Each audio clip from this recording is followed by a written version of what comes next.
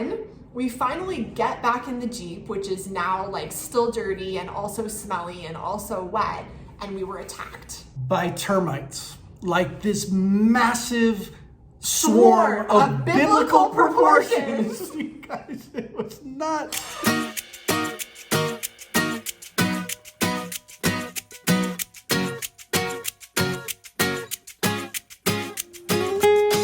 2022 was an incredible year for us. It was our very first year as full-time international overlanders. We started our global journey in October 2021 when we crossed the border into Mexico with nothing but the horizon ahead of us and our dream of overlanding around the world. Though we try and bring you the highlights, not everything makes it to YouTube or Instagram. So in this video, we're going to give you a recap of 2022 and give you a little peek into all the good stuff ahead of us this year in 2023. And at the very end of this video, you guys, we have a special announcement, something we just confirmed earlier this week. So stay tuned for that. This isn't a vacation for us, though we do have some idea. We don't have a firm timeline. From some very crude estimates, we anticipate that this entire journey around the world on all 6 habitable continents is going to take us about 10 to 15 years to complete. But the hardest part of the journey, it's not the recoveries or the border crossings or even the cultural barriers. No, the hardest part of this journey, because it's so long,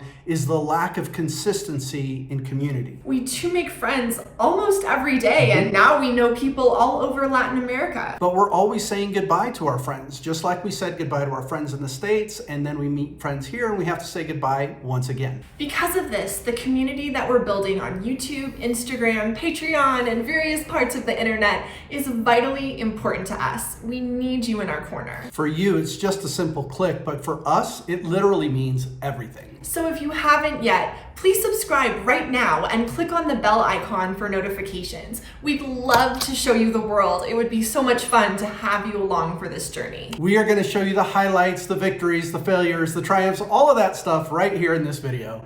We promise to be transparent, and we also try and answer every single comment on YouTube. So if you have a question to ask or want to share some thoughts, please be a part of our community and leave a comment on this video. All right, let's get started. We're going month to month. We're starting with January right now. On New Year's Day 2022, we woke up in the city of Guanajuato, Mexico. Yeah, I'm not even sure we slept, because on New Year's Eve 2022 in Guanajuato, that place was nuts. It is a huge party town all the time. And we had an amazing Airbnb. We could have held our breath and walked right to the main theater and garden. That's how close we were to the center of everything. Yeah, we did a ton of videos on Guanajuato. If you haven't seen those, go check those out. Guanajuato is still our favorite city that we've been to ever. Yeah, it's literally the only city that Eric and I have said to each other when we're done this crazy trip and eventually we're ready to settle down, Guanajuato is the only city that we can envision ourselves settling down in. From Guanajuato, then we went to Morelia, which is the capital of Michoacan, Mexico. And that was kind of an accident that we ended up there. We were just looking for a place to spend the night, but we ended up wishing that we had a lot more time in Morelia because it was an awesome, awesome city. And we were actually in a visitor's parking lot, but there was police around, it was secure, we had a good time there. And from Morelia, we ended up in the town of Pátzcuaro. Actually, we were overlooking the town,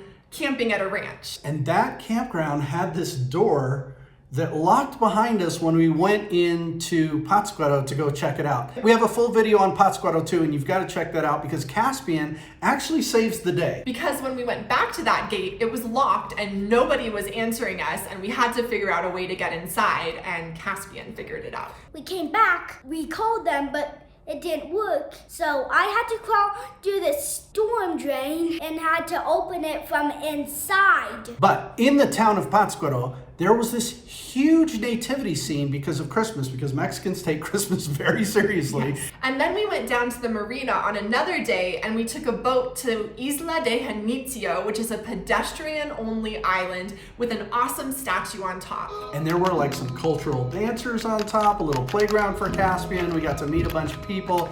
It was an awesome day. From Pátzcuaro, we made our way to Valle de Bravo. Valle de Bravo is known for being a vacation hotspot for the wealthy people who live in Mexico City. And just outside of Valle de Bravo, you're gonna find a bunch of waterfalls, you're gonna find a bunch of hiking trails and all that kind of stuff, but you're also gonna find the home of the monarch butterfly. we were able to take a guided tour to one of these monarch preserves and had the amazing privilege of seeing millions of butterflies nesting on the tree branches above our heads. They were everywhere. It was a magical experience, and we have a full video on this. And it's really only a specific time of year that you can see them, and we were fortunate to arrive right at that time of year. From Valle de Bravo, we made our way to the Cholula, Puebla area. And Cholula boasts the largest pyramid by volume in the world. And there are some unbelievably awesome tunnels that you can go through underneath the pyramid. But we were really there to see my family. I have a lot of family in Puebla and actually some in Cholula too. So we were spending a lot of time introducing Caspian to his great aunts and his uncles and his cousins and all those folks. From the main square of Puebla, we took a guided day trip to the famous Aztec pyramids at Teotihuacan. Yes, now these are pyramids that I used to go to as a child, and Brittany had never been there. Obviously Caspian hadn't been there, and I really wanted them to see these Aztec pyramids. We sure learned a lot that day. Yeah, like the Aztec pyramids aren't Aztec. Not actually made by the Aztec. What? Like, I didn't know that. Look at that! If you guys want to check that out, learn a little bit of the history, see the pyramids, and also Caspian is hecka cute in that video. You guys go watch that video on the not Aztec pyramids. I really like it. It's really cool. I wish I could climb it. And so after we were done seeing family in Puebla, we got back in the Jeep. Caspian, what are you doing? I'm guarding the bag. You're guarding the bags? And we headed east, and we went to a tiny little town called Coatepec. Now guess why we went to this town? Was it to go see some archaeological ruins or go lounge on the beach or no, it was coffee. Of course, because Coatepec is the coffee capital of Mexico. I think you drank more coffee than you've ever drank in your life. From there, we went to a place called Jalapa. There they had this museum of the Olmec heads. I think it may have been the coolest museum we've been to yet. It has these famous Olmec heads that date back to the time of King David in the Bible. They were found in an area of Mexico where this rock was not native. Yeah. And so whoever made these giant head statues, which archaeologists don't know, It was aliens. they would have had to have moved these giant slabs of rock from somewhere else to carve them. From Coatepec, we headed to Veracruz. And Veracruz is famous as a historic port that actually a lot of overlanders ship in and out of. And while we were there, I got to hang out with my cousin. We actually parked in his driveway and were able to camp there for a night. And then we had this road. Sketch road. A very sketchy road that goes along the coast from Veracruz to Isla Aguada. It's a very long stretch. And even my cousin was telling me, you know what, be careful on this road, drive during the day, don't stop unless you have to. And we couldn't really find a campground. Yeah, so I was searching on Google Maps and I found this little town called Tlacotalpan. And I was able to see that there was this hotel there that looked like it had a lot of parking outside of it. And so we decided to drive right in one afternoon and ask them if we could camp there. And it ended up being a really cool little town to explore. There was a rodeo, Caspian was dancing in the streets.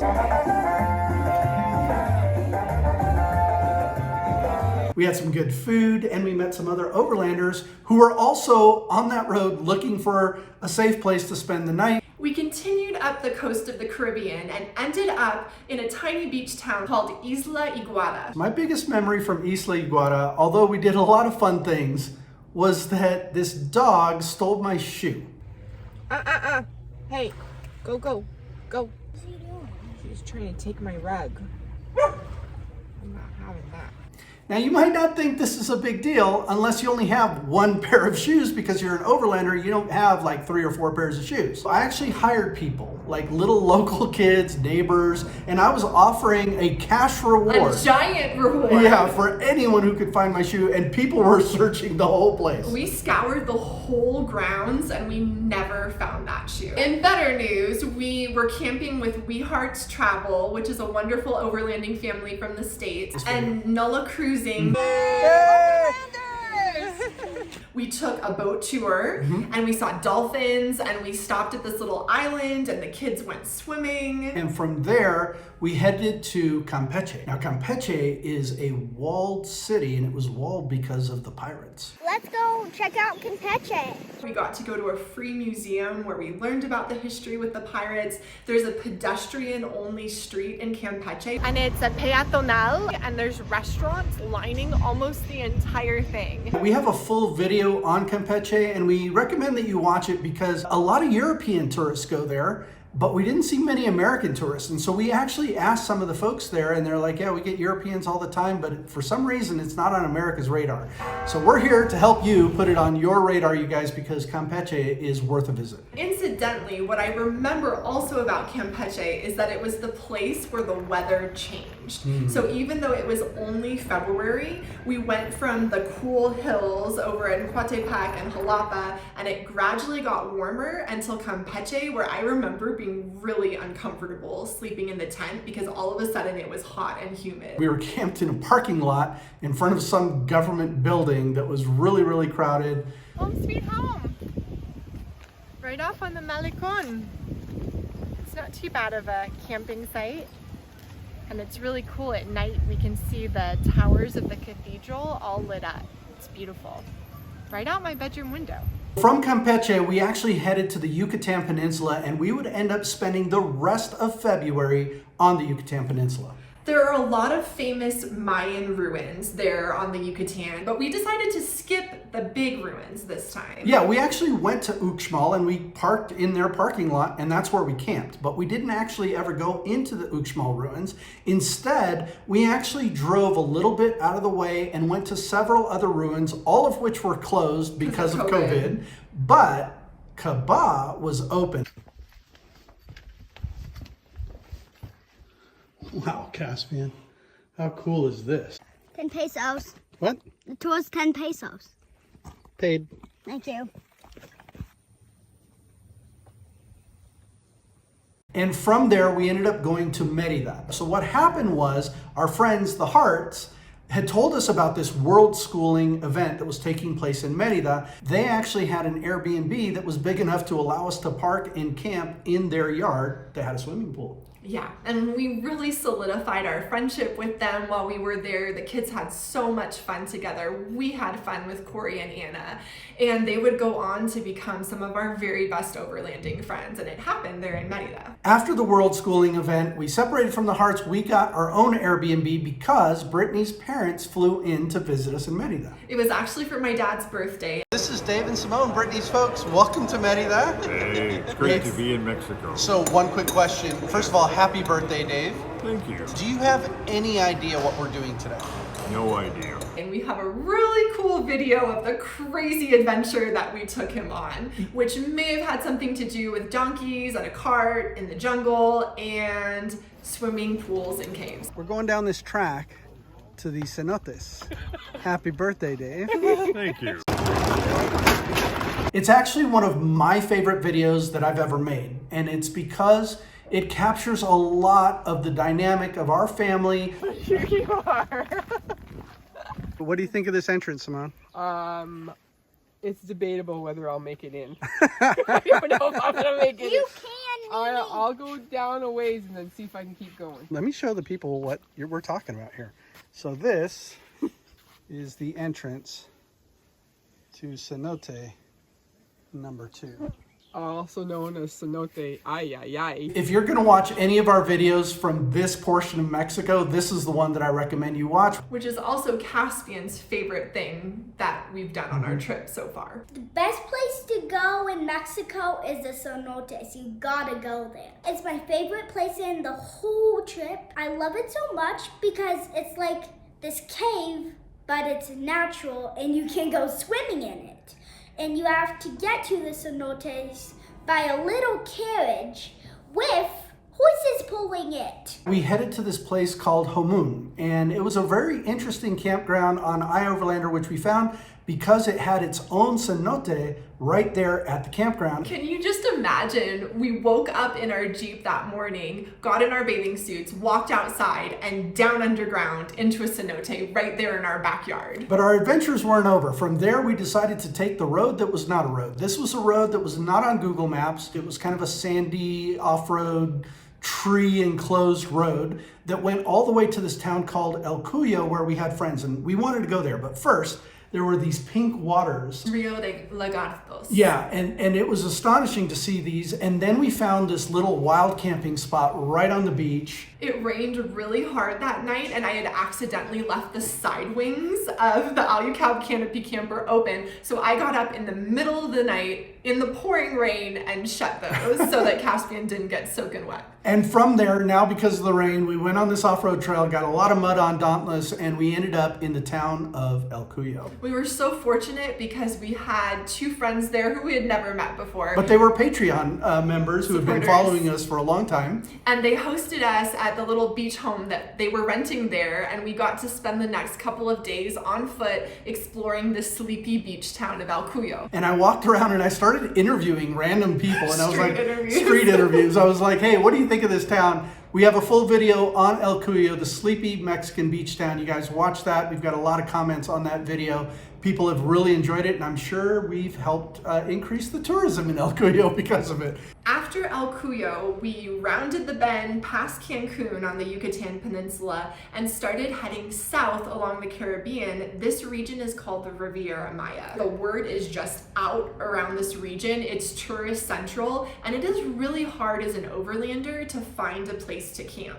But we were lucky, and we found this little tennis court. It was actually like a tennis club that had a parking lot that allowed us to camp there in Puerto Aventuras. Yeah, I mean, we took a risk. We didn't know whether it was going to work out or not. This is basically a gated town. It was a cool experience just because it was spontaneous. We didn't know if it was going to work out, and it kind of did. And from there, we decided to go to Tulum. We found a place on iOverlander, but when we got there, it really wasn't going to work out for us. So we just started driving down the strip, and we found this hotel that was not listed on iOverlander, but we pulled in because they had a big parking lot to see if they would let us camp there. Turns out that the owner of the hotel was there, and he's a huge Jeep fan. So when he saw Dauntless, he wanted to get to know us and whatnot. We told him, he invited us to camp. We ate at the restaurant, Caspian went swimming. He started getting braver by going underwater. It was just a really, really good time. The pools, the beach, the resort. Again, totally spontaneous, unplanned. We didn't know how it was going to work out, and it did.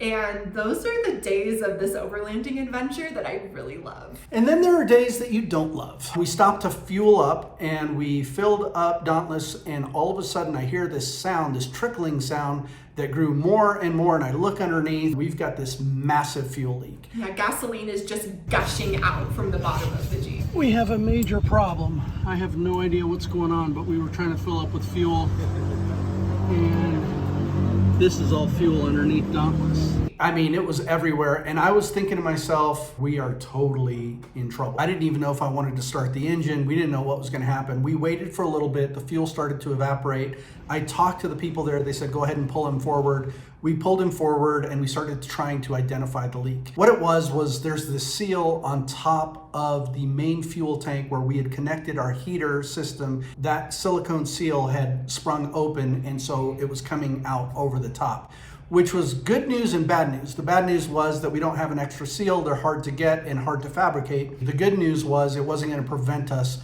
from continuing on as long as we could just patch it. So we headed off to Mahahual. Yeah, so Mahahual is at the very southern end of the Yucatan Peninsula, almost in Belize. And what's really cool about it is by the time you get there, you're out of the tourist craze of the Riviera Maya. Really all we saw there were vacationing Mexicans, so it was a very different tone. And we were able to drive just a little bit off the main strip there to camp directly on the beach just a few yards away from the water. And from there, we headed to another place called Bacalar, which is really famous. It has this huge fortress that Caspian was having a great time on the cannons overlooking the water and a lake, and we stayed at a campground there as well. And so we went from the beach to a lake, but what was not different was that it was still so hot and we were camped right in the sun there. That was hard all through the Yucatan Peninsula. I think originally we envisioned ourselves staying longer, but when it came to it, we were just ready to keep moving. So we headed out to this campground, this one final campground in Mexico, with our sight set on Central America. This was a huge milestone for us, you guys. We were headed into Central America. It was like, wow.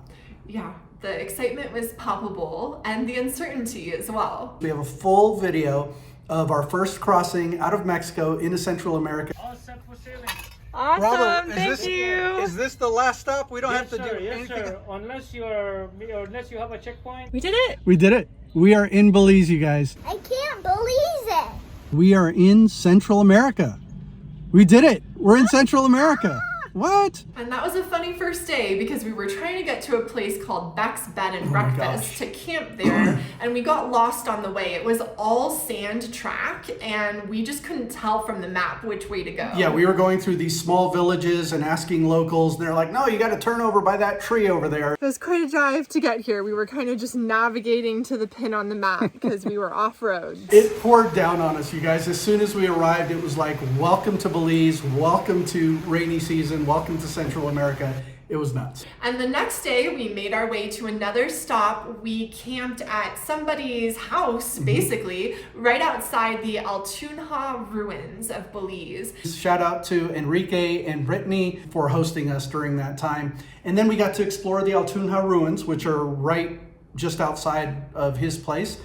Which was incredible. Our adventures in Belize continue. It's small. It's about the size of Massachusetts, like the whole country. Yet there are so many different cultures and different traditions in this tiny, tiny little country. And they speak English, and that was the super weird Yeah, part. yeah, like all the road signs were in English. It was very, very strange. We made it to this town called Dandriga, and we met the captain of the port. Yes, as we were pulling up, a man walked up to us and introduced himself as the captain of the port. He was like, anything you need, I'm the captain of the port. I will take care of you. And we went to the restaurant next door, asked them if it was okay to camp in front there, and they said, yeah, and I'm like, what about this captain of the port guy? And they just laughed. Like, who is this guy?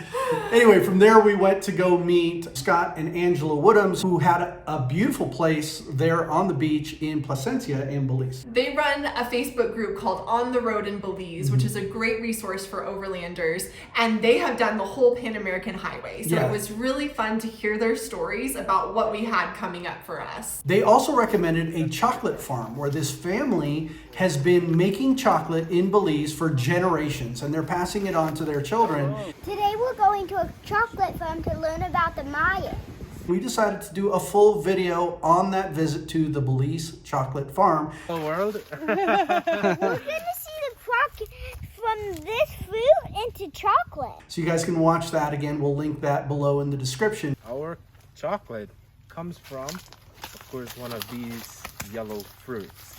These are what we call... If you need a better perspective, this is one. Once I made chocolate at a natural chocolate factory.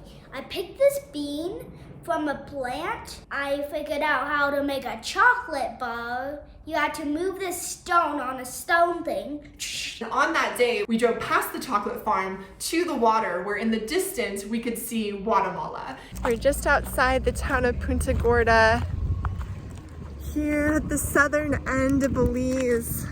It's amazing to think how close we are to Guatemala and that we're gonna be there next week. Way over there, there's a silhouette. That's Guatemala. And we just continued to dream about what was next. You know, it's so hard sometimes. You're always in one place, but you're always thinking about the next. And I think that's just the overland life. March came to a close really quickly. We were still in Belize. Scott and Angela wanted to take us to was a place called Mayan King Waterfalls, and that was an awesome experience. Caspian actually made it all the way out to the waterfall. He was getting so brave in the water. Look at that, you guys. Caspian made it to Mayan King Waterfall.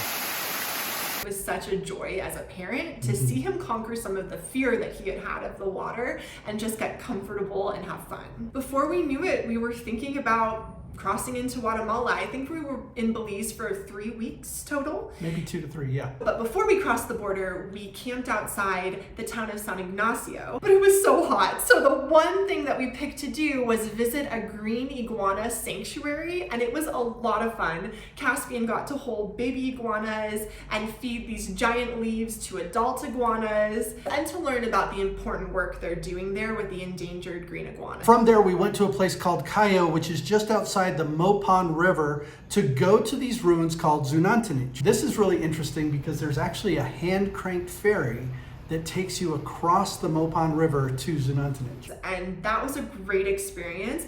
At this point, we had been to several ruins and we weren't done yet, but they're each different. They each have their own unique history and features, and so there's something to get out of visiting them. It was so interesting that we did a full video on those ruins. If you need a shorter path, like if you're retired, please take that way. On April 5th, we crossed into Guatemala, back into Spanish-speaking Latin America. And I just remember the excitement of another border crossing this day in a new country. And it was also exciting because we didn't really know where we were going. I mean, it's very normal for us to wake up in the morning and have an idea of where we'd like to camp, but until we get there, we don't know how it's going to work out. And that's how our first day was in Guatemala. We found a place to stop and have breakfast with a view of a beautiful lake, and we ended up going around the lake and finding a place where locals swim, and we spent a few beautiful hours in and out of the water. It was so hot there, and so the water was refreshing,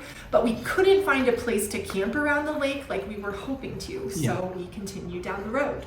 We headed to Tikal. Now, Tikal ruins was something that was on my bucket list. I'm half Norwegian and I'm half Mexican, but on the Mexican side, my grandfather was actually from Guatemala and he was Mayan. So these are Mayan Guatemalan ruins. So somewhere back there, my ancestors were part of this Mayan Guatemalan ruin area.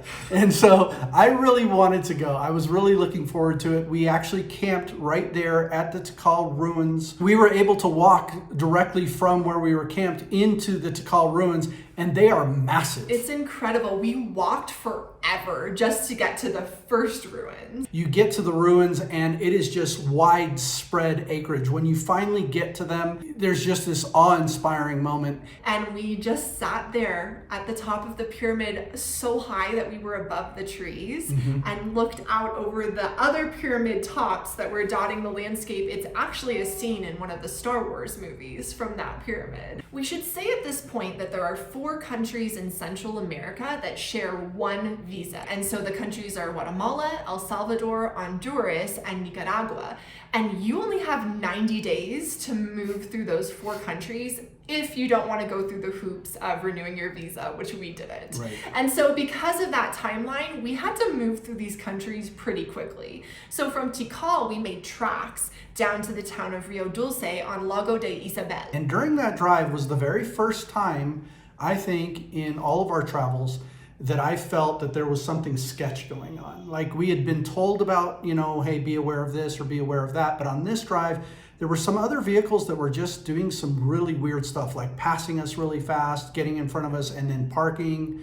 And then we would pass them going slowly, and then they would pass us again. And it was the same truck. And we were on high alert. Yeah, we were on high alert. Thankfully, nothing ended up happening, and we did make it safely to Rio Dulce and ended up camping at a marina. Where we got drenched yet again, because rainy season. Well, and really, rainy season hadn't even started in earnest, but I think this is when we got our first real taste of it. We were packing up in ankle-deep water. We were kind of over camping in standing water at the marina, so we decided to relocate just down the lake shore to a place that's known as Marcus's place. He allows overlanders to camp on his big grassy lawn. He has a really cool wooden dock and structure right on the water that's covered for the rain, which is very helpful. When Marcus came with some friends and family, he took us on a boat ride to a restaurant. Yeah, it's only accessible by water. It was really cool. You had to go through these mangrove type areas out to this little restaurant, pull up, tie up, and go have a meal there. It was really nice. It really was. So we had a great experience there. And we walked to Castillo de San Felipe. This is the castle that you pictured as a little kid in your dreams. Like, it has corridors and secret passages and stairs that lead down and up into these towers, and it's on the water, and it's got holes for cannons and arrows and all that kind of stuff. It was one of my favorite places to explore. And the rain continued. It Yeah. rained all day that day. We had our rain jackets on, but that almost added to the mystique of the castle. I thought it was pretty fun. From Marcus's place, we actually headed to Antigua. Yay! And oh my gosh, you guys, Antigua still today is one of our favorite places that we visited in this entire journey. We arrived at a really special time of year, Semana Santa, the Holy Week leading up to Easter. Guatemala takes Holy Week seriously, and Antigua is like the capital of Holy Week.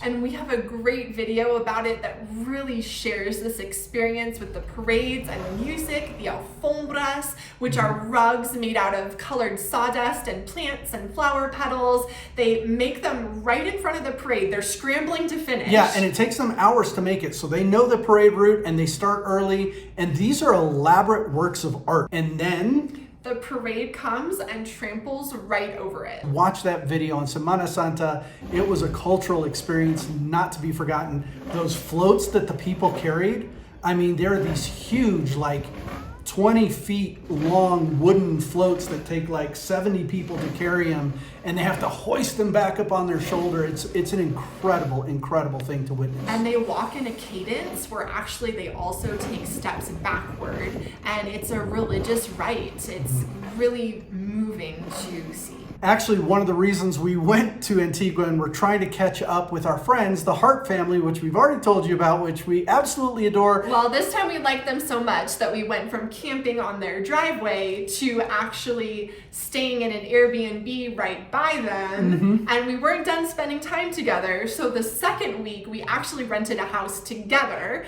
and all of us hung out in one house for a whole week. Hart family, if you are watching this, we love you and we miss you. When are you getting to South America? What are some of the things that we did with the Harts there? Well, one of the things that we got on video was our hike of the Pacaya volcano, which the kids loved. And when we got to the top, they roasted marshmallows with the heat coming out of the active volcano. I met a Hart family.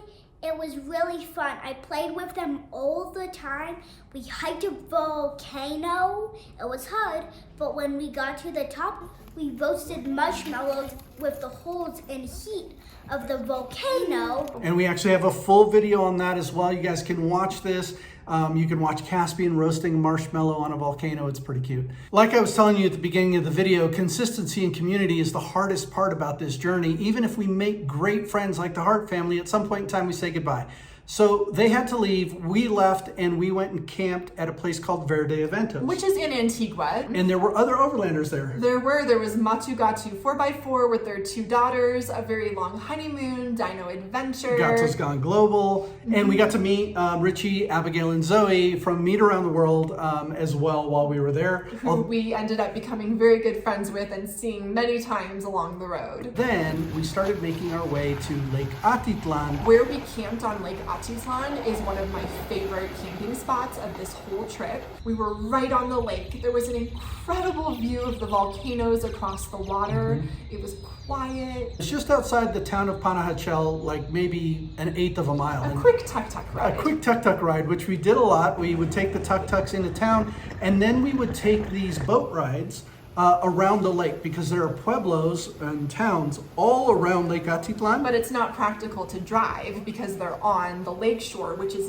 down from the edge of the mountain. And Matugatu, who we had met in Antigua, they ended up coming out to camp with us, and so Caspian was with their 2 daughters, and we did all of this exploring together. It was a lot of fun for them. We did have one incident, however. Oh yes. We were leaving one of the towns on a water taxi when all of a sudden there started to be some like rumbling among the other people riding the water taxi. All the locals. And the rumbling turned into a panic.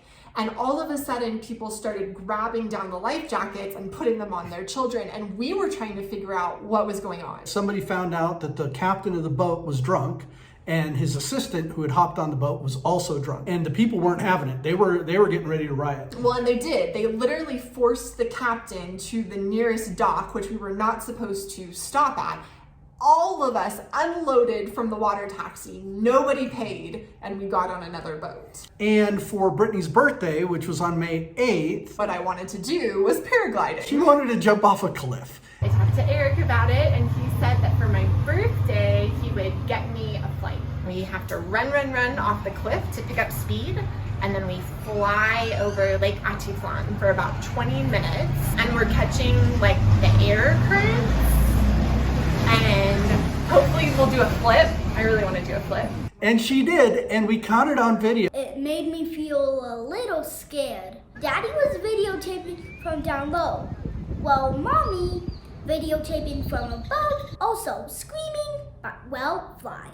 So if you want to see Brittany jump off a cliff, we'll link that in the description below. Overall, our time on Lake Atitlan, I will always remember as one of the highlights of this journey, and I look forward to returning someday. Yeah, and once again, we had to say goodbye to our friends Matugatu now. Again, hardest part of our journey. You can see why. We're constantly meeting wonderful people and then having to say goodbye. But from there, we headed back to Antigua. We hadn't had enough of Antigua, and we really enjoyed camping at Verde Eventos, so we went back there. And that was actually where I officially had my birthday. And Mother's Day, which happened on the to same fall day. on Mother's Day. So I convinced the boys to just celebrate me all weekend, and it was a ton of fun. We ate a lot of food, which is the way that I like to celebrate. Keep in mind, the clock is ticking. On our visa. Yeah, we have 90 days total, and we're in the first of the CA4 countries. We still had all of El Salvador, all of Honduras, all of Nicaragua yet to do.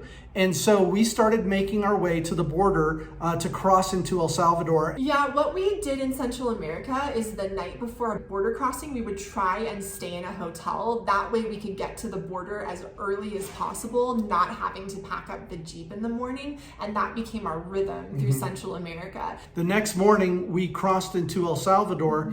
And we did a full video on El Salvador as a whole. The video is entitled, "Is El Salvador Dangerous?" The reason for that is that so many people told us to not go to El Salvador. Other overlanders had told us you probably don't want to go into El Salvador. And you can avoid it. You can go around through Honduras. But we really wanted to go into El Salvador. And let me tell you something.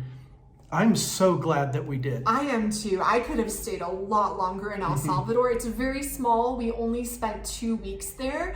But there was at least one time when I told Eric that I wanted to stay longer, but we had to keep moving. One of the things that really hit me when we crossed into El Salvador was just how good their roads were. If you watch that video on Is El Salvador Dangerous, you will see the quality of their roads. They're incredible, but it was also very hot. And so we went up to the mountains. We did, and that's something that is amazing about El Salvador, that in such a small geographic area, there's everything from tall mountains and volcanoes to the beach side. Along the Pacific, and all different kinds of climates and cultures. And we got to experience a lot of them in 2 weeks. We stayed at this restaurant. Brittany loved it. I love camping on grass, and so if I can camp on nice grass, I'm happy. And Brittany, you rode a bike across a freaking high wire. Yeah, we went to this, I don't know, like an eco park where there was a labyrinth that Caspian and I went through, totally got lost, actually trying to get out.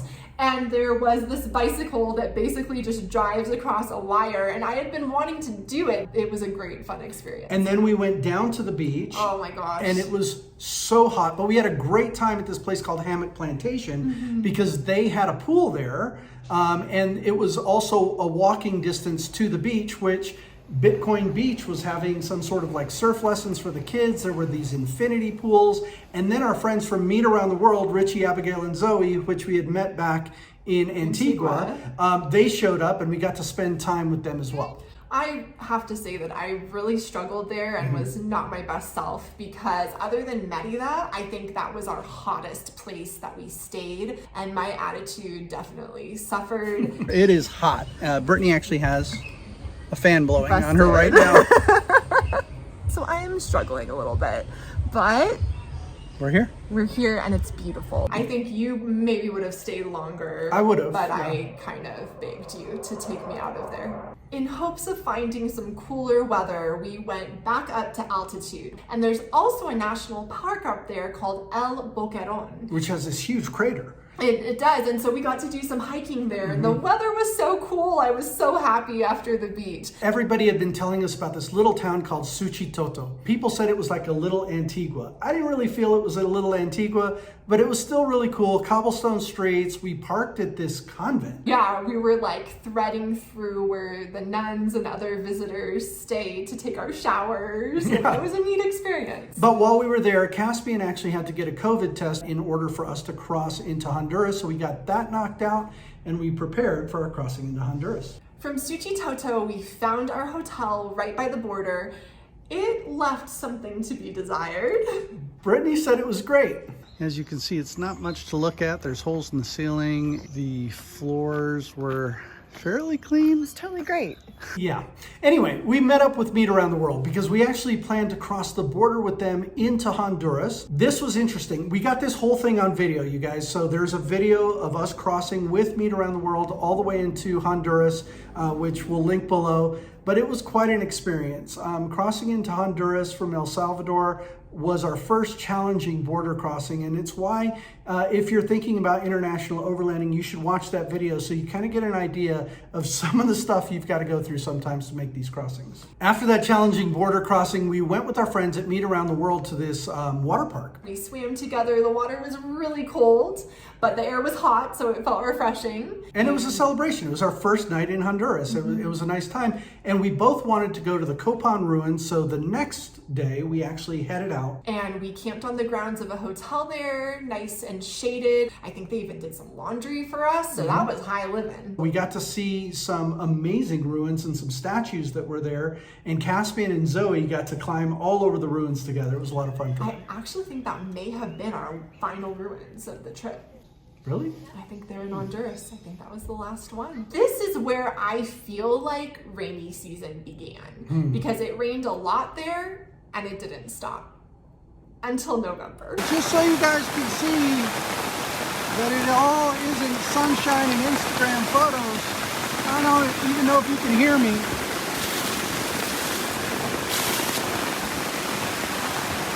This is what it's really like.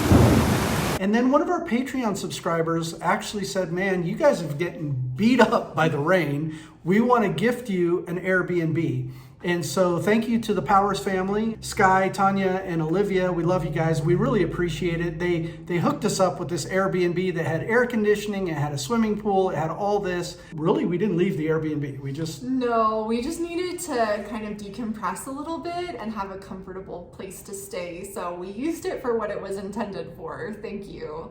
From the Caribbean coast of Honduras, we made our way south. We were slowly going towards the border with Nicaragua. We stopped in this place called Pulhanzapac. Yeah, that's what it's called. Just an idyllic Sunday day. Yeah, and it was sunny. It was so sunny that we actually parked under this large tree to get a little bit of shade. Caspian was playing on the playground, and then it started sprinkling. Not a big deal. It's rainy season. We'd been through a lot of rain. Our awning was out, and eventually it started raining a little bit harder. And so I asked Caspian to come under the shelter, and we all sat under the shelter. Then it started raining harder. It's rainy season here in Honduras. In case you couldn't tell, there are thunder showers all around us right now. So hard that we all decided to take refuge inside the Alucab Canopy camper. But as we were getting in, there was a giant, unexpected gust of wind. Keep in mind, it had been sunny and no breeze whatsoever just moments before. And our Alucab awning was out and we had no trouble at all. It withstands some good winds and we had just learned not to worry about it. But what we learned is that the Alucab Shadow On cannot sustain a tornado. And that's what we were dealing with on this day. Our Shadow On just exploded. There was a huge gust of wind and it took up the arm of our awning and turned it up 90 degrees. And we had to close up dawnless with the tent still up. I was inside holding mommy's wine so it didn't break, and we were constantly driving the Jeep trying to get to a less scary place. I'm not freaking out. We were parked under a tree. There were two huge branches that came down. One was just a few feet from the Jeep. The field got full of water and there are electric lines over top of it, and the light was still on. So they were live electrical wires, and that's why we didn't get out the camera. We just had to get out of the field, because if that line had fallen in the field, it was standing water under the Jeep. It was a scary day. There were tree limbs falling right by the gym. There were trees flying across the lawn. We talk about all of it in the video. And then basically it was just time to go through the capital city. All three of us needed COVID tests, so we swung through the capital city to do that, and we concluded our 2 weeks in Honduras. As the month of June began, we found ourselves crossing the border into Nicaragua, and we crossed at a place called Las Manos. And that border crossing is notoriously the most difficult border crossing in all of Central America, going from Honduras to Nicaragua. It was a challenging border crossing. I had to park in Honduras. I had to walk into Nicaragua. I had to ask them for a little stamp seal, because the people in Honduras wouldn't even check me out of Honduras until Nicaragua said we were allowed to come in. So now they gave me this little ticket right here, and I've got to take this back to the Honduras side, which is where we're walking now. Once we get to the Honduras side, I got to show them this little ticket, and this little ticket tells them that I have permission from Nicaragua to check out of Honduras. Just so many people wanted to be involved, had to get permission. The inspection of the Jeep was definitely the most thorough inspection that we had had. But we knew what to do. We know that we need to take our time and be patient, be polite, and smile. We made it through, and we ended up in Ocotal at this lovely little campground with this beautiful couple. We were the only ones there. Yeah, it was really nice, really, really special. I'll try and put a photo of them on here. Just a sweet, sweet couple. I won't forget them. From Ocotal, we made our way to the city of Esteli, and where we stayed there was a little bit different because it was a cigar box factory. Yeah, the guy who owns this was such a special man. He did so much to take care of us. We went out to an Italian dinner together, and he let us use his washer and dryer. He also even took us to the store to get our cell phones set up. And then Brittany had found out about this place with this old eccentric guy that had done these carvings in this mountain. Years ago, when we were just dreaming of this Pan-American leg of our journey, I was watching all of Dirt Sunrise's YouTube videos, Tim and Kelsey, and they had a video about these carvings in the mountainside, and ever since then, I had wanted to go. And so we made our way out. Remember I told you about the rain? We are on our way to see some sculptures that are dug out of rock that I heard about many years ago from other overlanders who have been through this area. This is the road that we were on.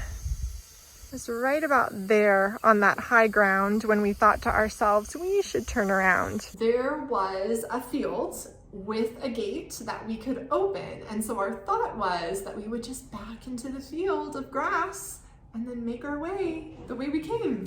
But when we tried to back up, that was when we ended up having a problem.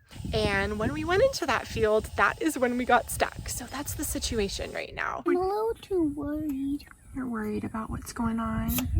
We're gonna get out. We're gonna use all our tools. Is that enough to get us out? Yeah. Have we prepared for this? We've really prepared. We're super prepared. Are we more prepared than we need to be for this? I think so. I don't think we're even gonna have to use all our tools to get out. Like what tools? Like we probably won't have to use the winch for this one. I'm not dead. I feel like going for a walk. You have mud all over you, babe. Sure. Yeah. So great. And there was some rain approaching, which we did not need. And the mud was like glue, but eventually Dad got us out.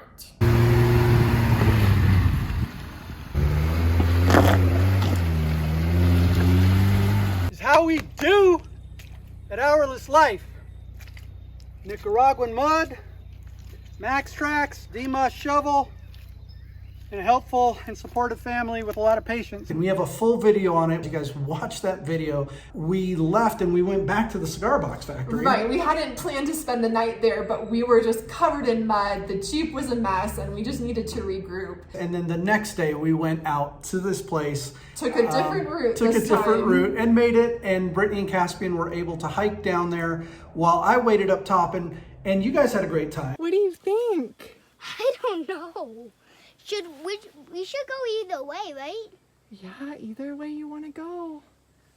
It was a cool experience, and we met the artist too, and he is old and wizened. He can't make his way up the mountain anymore, but we sat with him for a few minutes, and it was really cool to meet him. And then when they were coming back up, there was this other group of people in this truck that had gotten stuck on the side of a cliff, and they needed some help. So I brought out Dauntless, and we hooked up the tow strap, and we got them pulled out.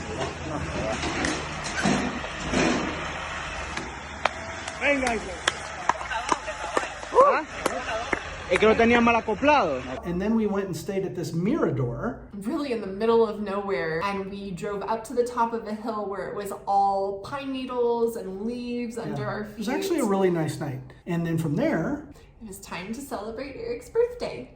His birthday is June 9th, and what he decided he wanted to do was get a few nights of a hotel stay in the city of León. we got to walk on the top of this white cathedral. And it's so white that it's blinding when you're up there. Daddy, come on! Daddy! How cool could this be, Mommy? And yeah, I was like shielding my eyes. We were like, trying to take pictures, and Caspian was like, I can't. Yeah, it was so blinding, but such a one-of-a-kind experience. And then on another day, we did go to that Revolutionary War Museum. The gentlemen that give you the tour really take the time to explain things. And the reason is because they're war veterans. They get to tell the story from their perspective. And it's completely different than what we learned in our history books back in the United States. It was very challenging for me going through both El Salvador and Nicaragua in particular, and hearing the history of the United States involvement in these countries. And you and I spent a lot of time, especially on our long drives, actually reading up on what really happened in a way that we never knew and were never taught before. You go through in your own home country and you learn history a certain way, and it's always slanted towards your country. But when you hear the perspective of another country, it kind of brings a holistic view to what really happened. I'm very thankful that as hard as that experience was, and many other experiences that we've had, that we had the privilege of hearing from those people. And then I have a cousin who's a nun who was born in Mexico, but her convent is in this little town called El Crucero in Nicaragua. And there was no way I was driving through Nicaragua without stopping to see her, because we were childhood friends. And she lives in a convent where you're not allowed to like touch her or be on the same side of a wall as her. But she said we could camp there. We thought we were going to camp in the parking lot, but we ended up staying in the guest house. And that was another challenging experience for me, right on the heels of what happened in León, because I was grappling with what does it mean to be a nun and to sacrifice so much that you're behind walls and separated from other people. Just a lot of experiences back to back that were challenging my perspective. She was happy, like really genuinely had joy in her heart. And it was a beautiful thing to see her. And all of her sisters came out on the other side of the wall, and they were just asking questions about our trip. The fun's not over yet, people. So now it's the middle of June, and we are going to a beautiful place, Laguna de Apoyo. And Brittany's really looking forward to it. I am, and there are a lot of places to camp here. It's a very touristed area, but we found a specific hostel with a small parking lot that we were able to find a place to camp. We had full access to the lakefront of the hostel where we could eat at the restaurant and swim in the laguna. And I went down into the water, and I was laying on my back looking up at the sky and the shapes of the clouds, and I was like, this is where it's at. Like, this is what this trip is supposed to be. I returned to the Jeep, and Caspian threw up in the Jeep. It was a disaster. But wait, there's more. He threw up a couple times. We had to take him out. It's dark by this point, so we're like trying to find a place to put our sick child. I'm like trying to clean up in the dark. I'm taking the carpet out. There was a hose that I like hosed down the carpet and like set it out to dry. Then we finally get back in the Jeep, which is now like still dirty and also smelly and also wet, and we were attacked By termites. Like this massive swarm of biblical proportions. You guys, it was nuts. We found out that termites can fly because they mate in the air. And it sounds really romantic, but it's not romantic when you find out that your Jeep has holes that you didn't know that it had. There were termites inside, and I'm like trying to kill. I've got Brittany's vacuum. Yeah, we're like trying to vacuum the termites, and like they fall and their wings fall off like little fairy wings, and then just like these wriggling larvae things are left, and my child is sick, and now it's raining, and it like this perfect idyllic place just turned to crap. Yeah, these are the stories we will never forget. We might forget about walking on top of the cathedral, but we will never, ever forget the attack of the termites. The Attack of the Termites, best B movie ever. We had high hopes that our luck was improving after the tornado and getting stuck and Caspian getting sick and the termites, and we entered the city of Granada, which has a beautiful church in the middle. It's well known for its architecture. Ton of history. Yes. And we got an Airbnb for a little bit. Caspian was still under the weather and started exploring Granada. And what did you think of Granada? Honestly, I love the history, and we were able to take a carriage ride, which was really interesting because the tour guide was taking us to all of these buildings where all of this history had taken place in Granada. Which, a lot of pirate activity. Well, and the capital, right? It was like the capital of Central America for a while. It was pretty amazing. Yeah, I kind of got really weird vibes in Granada. For me, it was kind of a sad place to be. There's a lot of children there that sniff glue, and it's kind of endemic to Granada.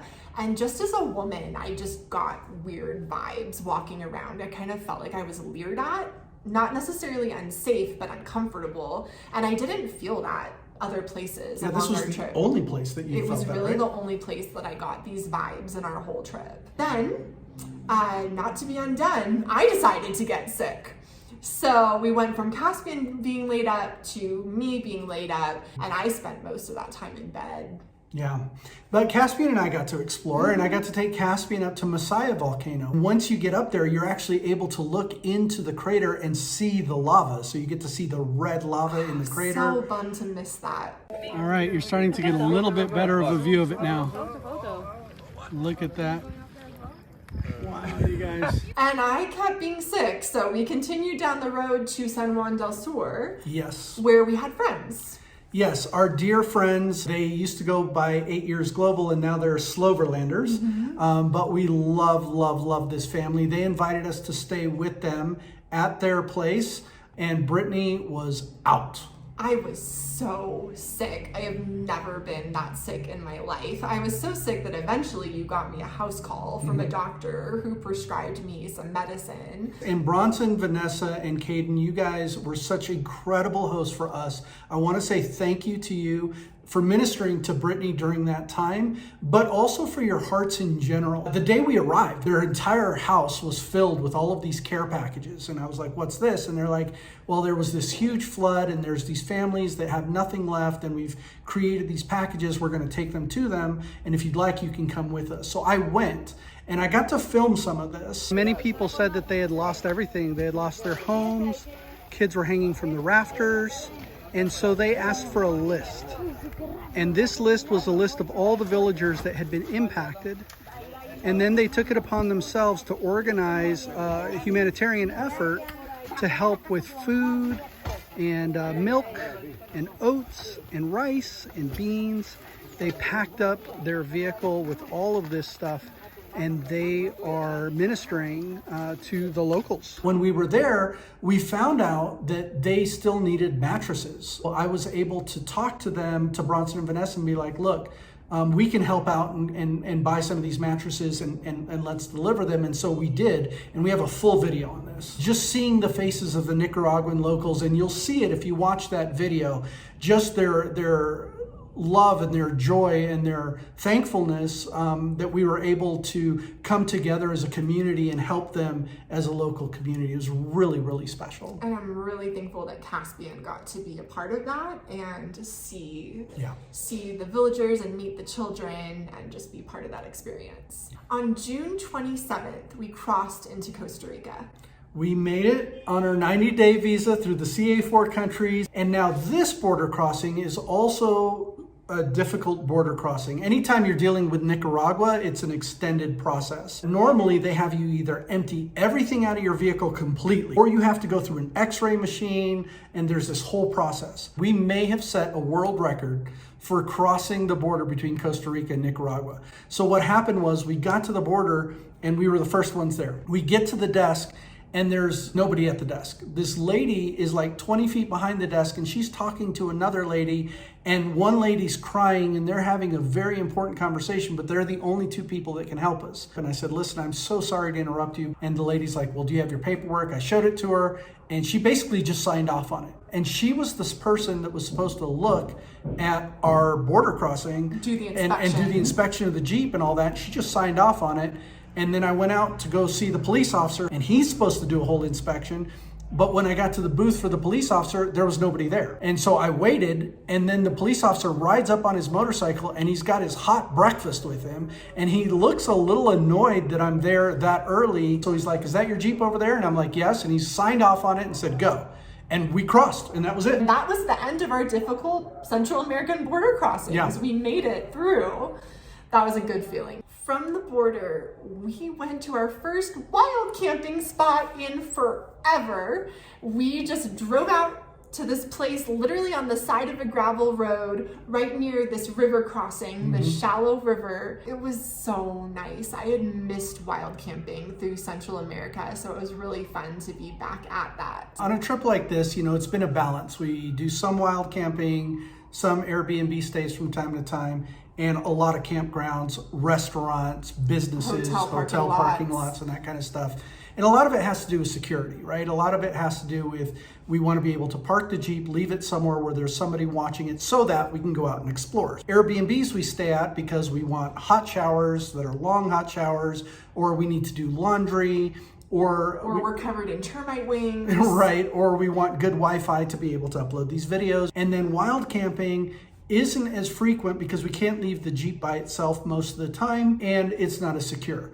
But Costa Rica had a different vibe. So we had a wonderful first night there, and then we made our way to the Lake Arenal area, which is a very touristed, beautiful, beautiful lake with a big volcano on the end of it. And that was the second night of wild camping. We drove out this track and camped right on the lake in the grass and had it all to ourselves. And what was really interesting about Costa Rica is after crossing Mexico and all of these Central American countries all the way to Costa Rica, you're going through a lot of military checkpoints. There's military everywhere with weapons, but Costa Rica does not have a military, like at all, which blew my mind. I could not comprehend a country that did not have a military. They do have police, but the police are kind of spread out. Yeah, and they don't look you over the way that the police do in the other countries.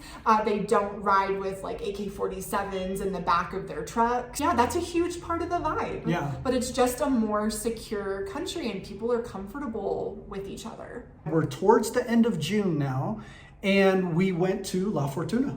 And for our first night there, we found a beautiful campground. Yeah, and we would have stayed there a long time. However, there was a hurricane coming through, and so we were like, oh my gosh, tornado, termites, and now hurricane. And so we decided that we were going to get a little cabin. We got a little cabin, blue cabin, just to weather out the storm. From La Fortuna, which is inland, we headed out to the beach, the Pacific Ocean, where we did some great beach camping. Yeah, this was in northern Costa Rica. It was this long, steep track to get down, and you had to kind of drive through these trees that had vines hanging down.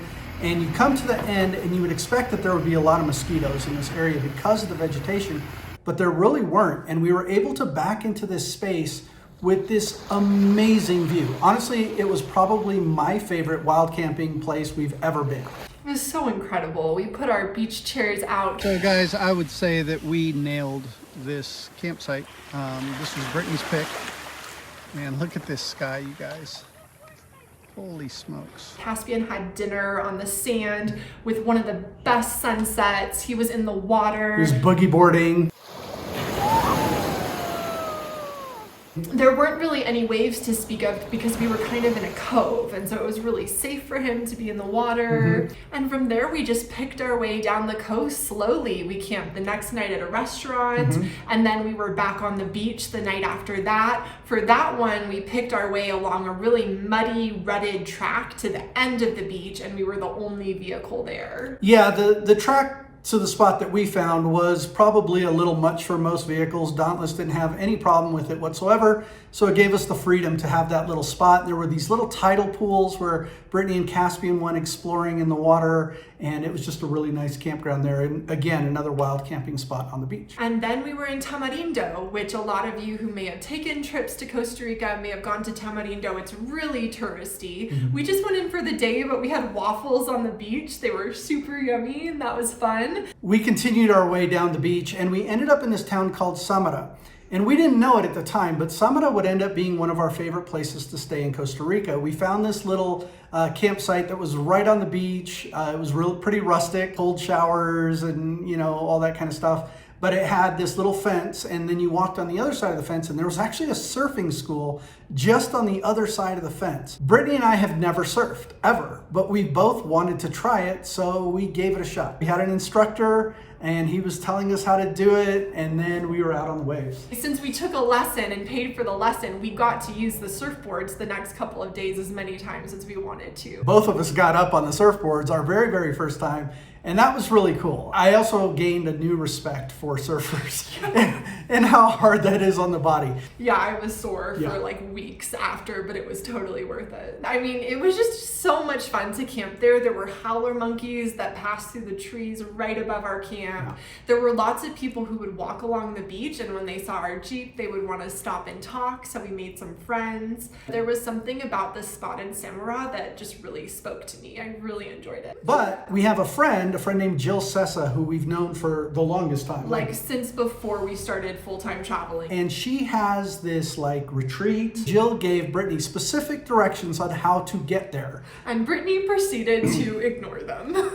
Eric put in the coordinates into Google Maps, and I followed the map. And we got to this river crossing. We had done a ton of river crossings. River crossings were not new to us. You kind of look at the ground, you kind of make sure, you see if there's tracks on both sides, and then you kind of go for it. We could see the ground, everything was good. We started on the track, and then all of a sudden Dauntless just kept going lower and lower and lower. Dauntless was basically going underwater to the point where the water was coming up just over the fender wells, and I wasn't sure we were gonna make it.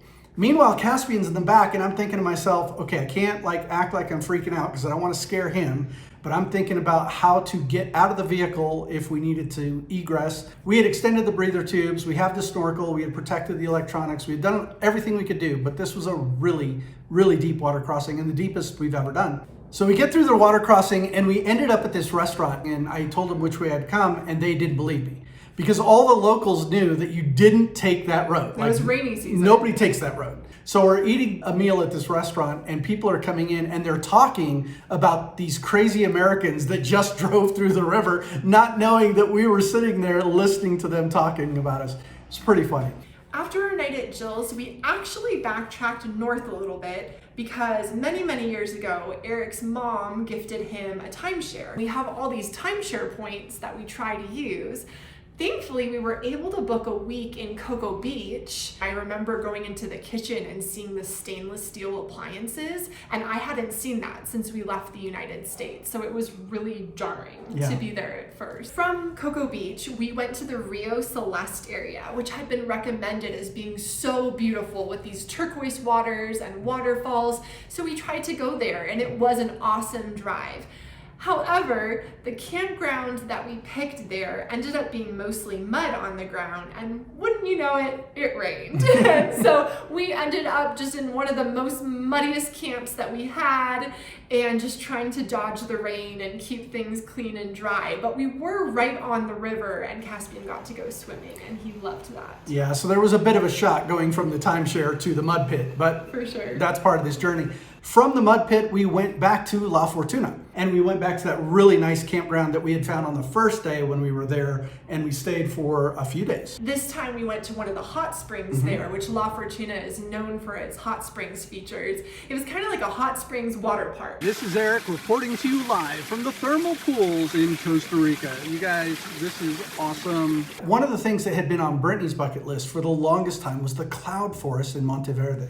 So we found a really cool property to camp at. We were on a river again. That was one of my favorite camping spots for sure in Central America. The next morning with the sunshine, we packed up camp and headed out on a tour to try and see some wildlife at one of the reserves in the Monteverde area. Now, we rarely ever get guides for these tours. We usually do them on our own, but it was recommended to us that we get a guide.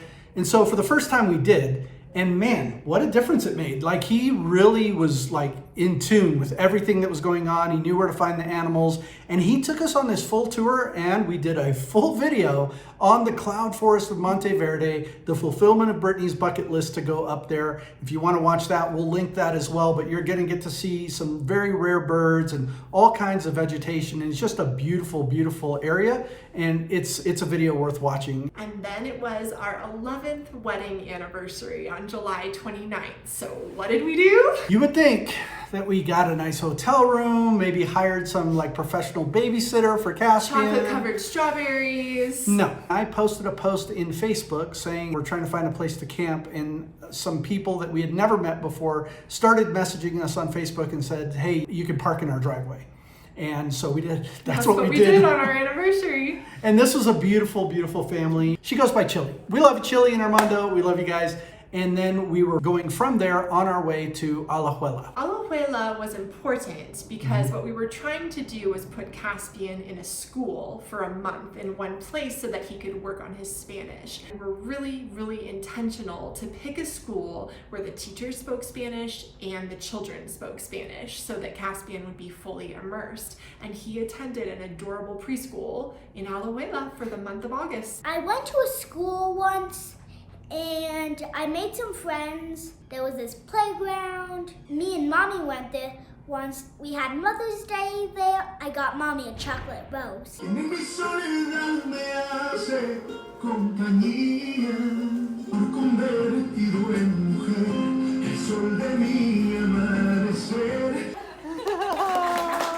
After all, it was pretty cool. Something else happened while we were there. We had some Patreon friends come and visit us. And so this is not the first time. We've had Patreon friends visit us around the world. If you're on our Patreon and you would like to visit us, we can schedule it. You can come see all the different parts of the world with us. But the Powers family came down and spent some time with us. Caspian got to play with Olivia. We got to hang out with Sky and Tanya, and they got to go out and do their own things too. Our patron William came for a few nights as well. Right, William stopped by. Shout out to William. My brother Adam flew in from California just for a night or two. It was a really quick visit, but it was so nice to see him. While we were there, we also wanted to take care of a few mechanical things. You remember our awning got destroyed in the tornado in Honduras. We had a few other little things that we needed to take care of. Our suspension was making some noise and all this kind of stuff. So we found this shop and this guy named Rollo. Shout out to Rollo and his crew at TJM Costa Rica.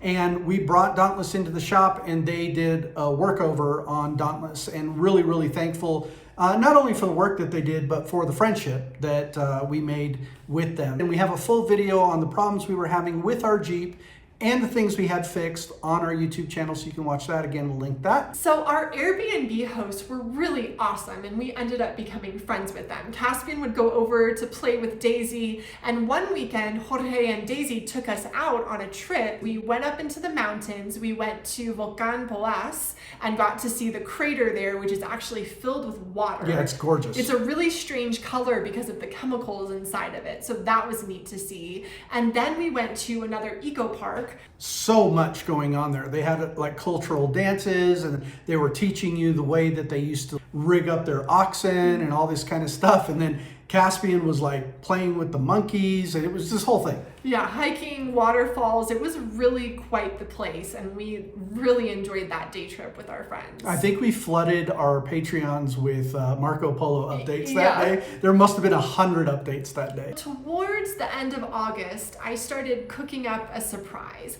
I had known for months that my side of the family was working on a family reunion in Toronto, Canada, where my grandfather lives. And I had kind of told them we're in Costa Rica, like I'm not gonna be able to fly to Canada, I'm really sorry. Since you were working so hard on your book and concentrating on that, we decided that maybe Caspian and I would try and get up there and surprise everyone. I am about to have a really big adventure with Caspian. He and I are flying from Costa Rica to Canada, and we're gonna surprise my family and be there for a few days. Take one, we tried to fly on Delta with some passes that a friend had gifted us, but it ended up not working. So we are being escorted out of the airport by an employee, and Eric's gonna come pick us up.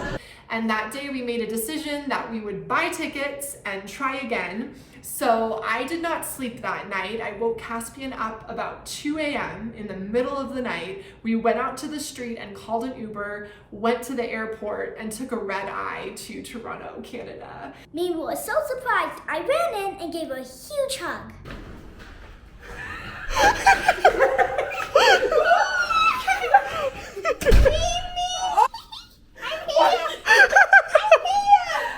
Oh my goodness! You don't even know what to say! I'm speechless. Rollo, the guy that I was telling you about, and his friends decided to go overlanding. And they're like, hey, Eric, your family's out of town. Take a break from the book, come overlanding with us. So I actually went out with those guys. Some crazy stuff is happening right here. Rollo just took off his rooftop tent. They're going to put it on Robert's vehicle because Rollo's leaving and Robert doesn't have a tent. I brought 2 tents, one from me and one from him. I even bought him the racks, so he has racks to put my tent on there. And it was a lot of fun. There must have been like 8 vehicles. We all went up there. We had this chef that was there, and he was cooking for he wouldn't let you cook. He wouldn't let anybody else cook. He was cooking the whole time. We just had a great time up there in the mountains overlooking an active volcano that was spewing ash and smoke from the top. And it was cold, And right? yeah, it was freezing cold. And for the last night of August, we left that long-term Airbnb in Alajuela and we went to spend the night up in the mountains outside the city of San Jose with Jorge Mena and his family, and just had another cool night because we were at altitude, spending time with their family and talking about travel and dreams and adventure. We left Jorge Mena's place and we went and spent a day trip in Cartago, which is a beautiful, beautiful town with a lovely cathedral. And the day that we were there was some sort of band competition. They were like all the high school bands from the entire city and the entire region were doing parades through the streets. So that was kind of cool. We walked through town and we ended up in this garden in these ruins that were very old. They're in the center of Cartago. And while we were sitting in the garden, there was a man who came up to us selling candy. He was a Venezuelan refugee who had come from Venezuela with his wife and their daughters. And he came out every day trying to sell candy to earn enough money to keep a roof over the heads of his family for that night. And he was very worried that they were going to be deported to Venezuela and that he wouldn't be seen as contributing to society.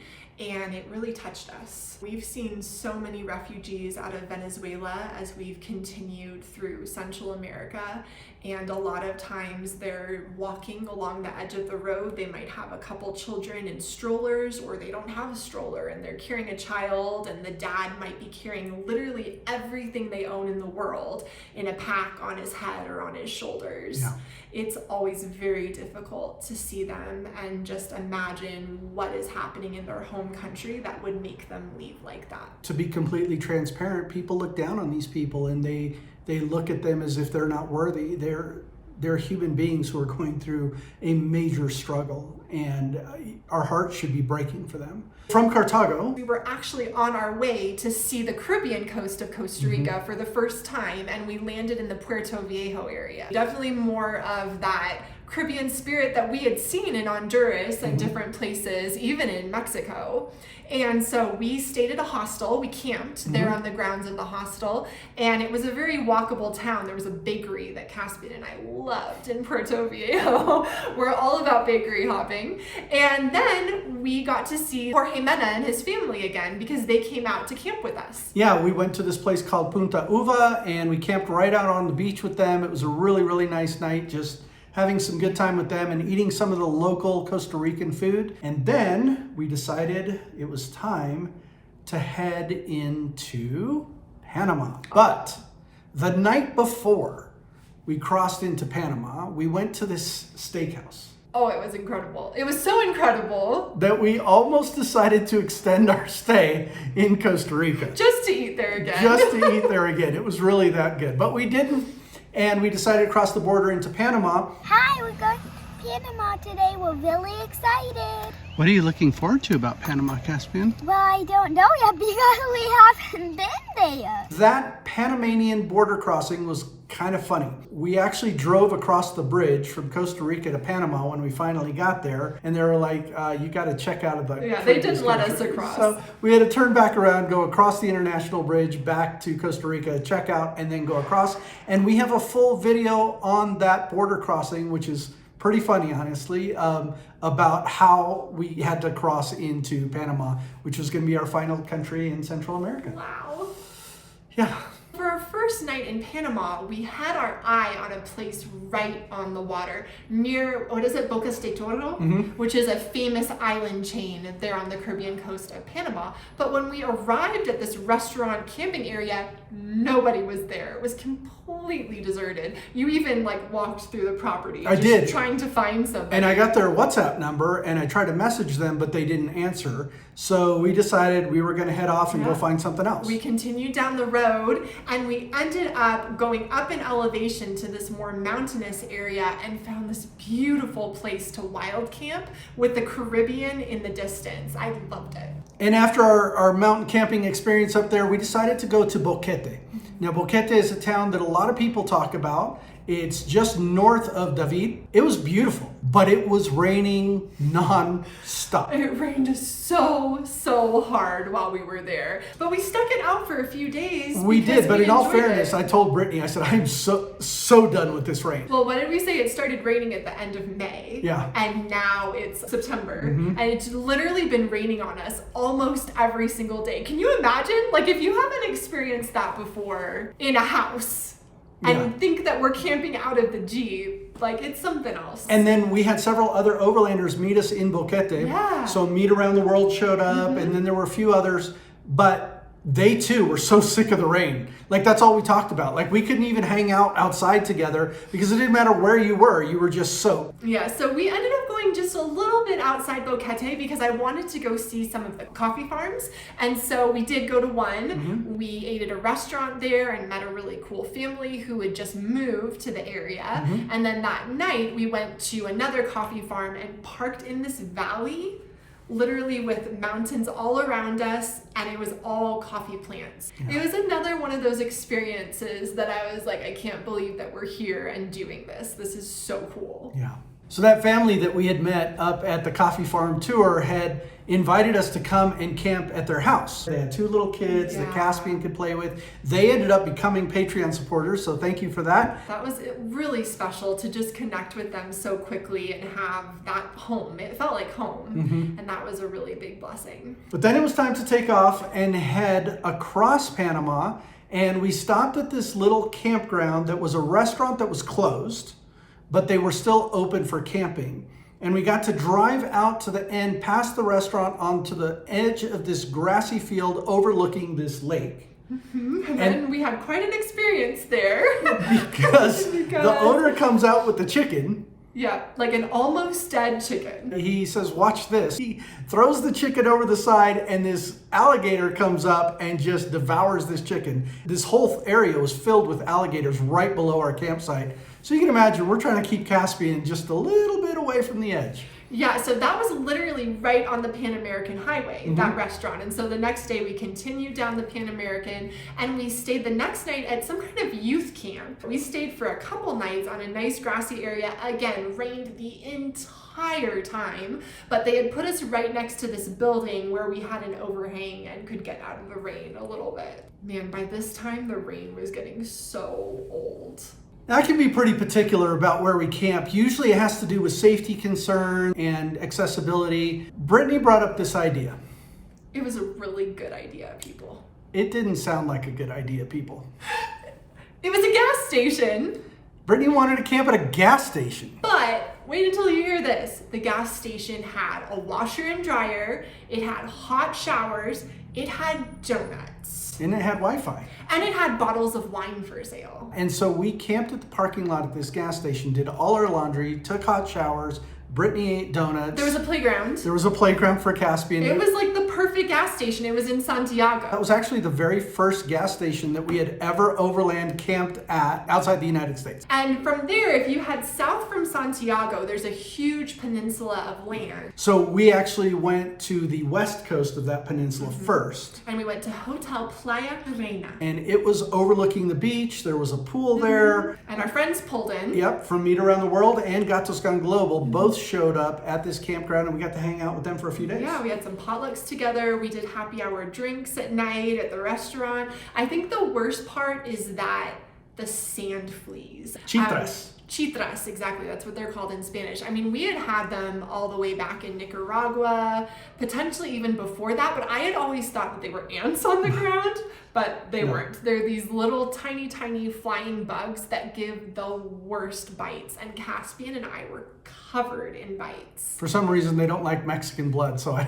I didn't really It's your have to- Mayan blood. I'm You're telling like you, immune I'm to bug resilient. bites. They're honestly what drove us out of there. Yeah. I think we could have stayed longer, but they were so bad that we just had to leave. We went back to Santiago. We went back to Santiago, but this time we went around to the other side of the peninsula. to the eastern side. So yeah, we went and did some beach camping there.